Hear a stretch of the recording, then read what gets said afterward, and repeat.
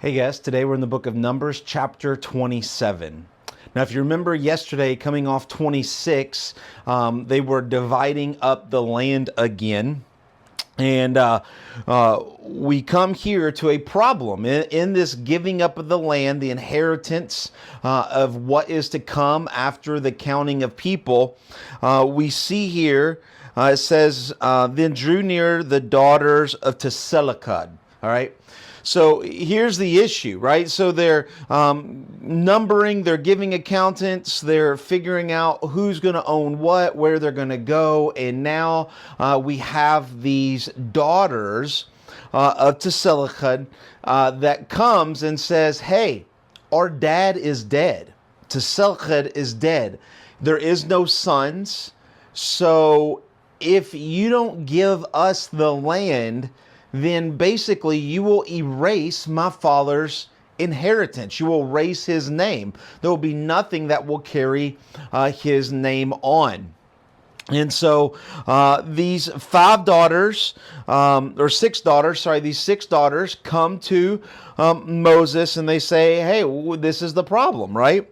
You got Machlah, Noah, Kahagla, Milchan, and Tirzah.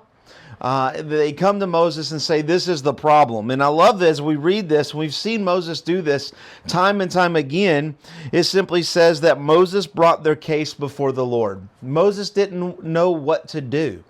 And so he probably goes to the entrance of the tent and he prays and he asks God this question, and the Lord gives him the answers. And he says, the daughters of Tselakad is right. This is an interesting situation, because here we see all of a sudden, in not only in Israel's history, but in really all of world history, women could not own land. They were really nothing. They were really ownership of their husbands. And here in the book of Numbers, we see that God changes this. And he says, no, the daughters are right. These women are right. And he says, here's what you should do. If a man dies and has no son, then you shall transfer his inheritance to his daughter. And if he has no daughter, then you transfer it to his brother. And if he has no daughter or brother, you shall transfer it to his father's brother. You shall always keep the name going. And then he says, if they don't have any of that, transfer it to the nearest kinsman, right? You see that in verse 11, nearest kinsman. We're going to talk more about that if you're joining us on Sunday mornings in the book of Ruth. Ruth chapter 4, we talk about that nearest kinsman. So we'll be talking a lot about this.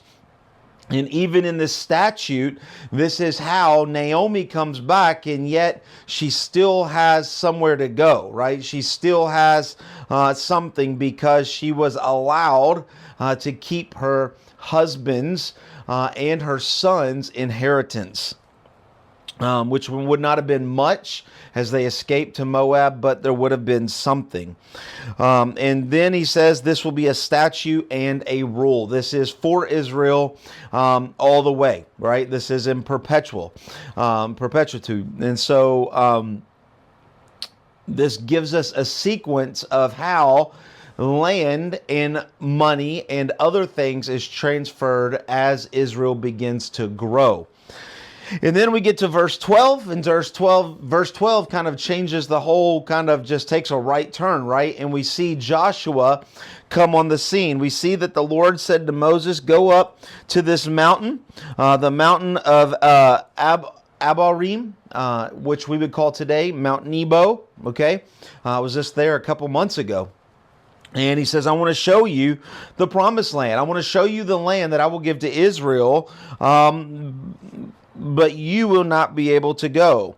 When you have seen it, you will be gathered to your people. When you see the promised land, you will die. as your brother Aaron, because you rebelled against my word and you uphold me as holy, right? Remember, he hit the rock twice. He tried to take credit for himself. And so God says, because you made that which was holy unholy, there is a punishment and Moses will be taken. And notice what happens here. This just makes you fall in love more with Moses. Verse 15, Moses spoke to the Lord saying, let Yahweh, the God of the spirit of the flesh, appoint a man over the congregation. Notice that Moses doesn't argue with God. He doesn't plead with God. He doesn't ask God, God, I'm sorry, can you let me live longer? Moses does none of that. His only concern was not for himself, but for his people, right? For Israel. That's a good indication of a great pastor, that he cares about his flock. And Moses did that, right? And so he said, appoint a man. And then we see some things that Moses says. Who shall go out before them, come in them, lead them out, bring them in, that they may not be as sheep that have no shepherd. And so the Lord said to Moses, take Joshua the son of Nun, a man who is in the spirit, and lay your hand on him.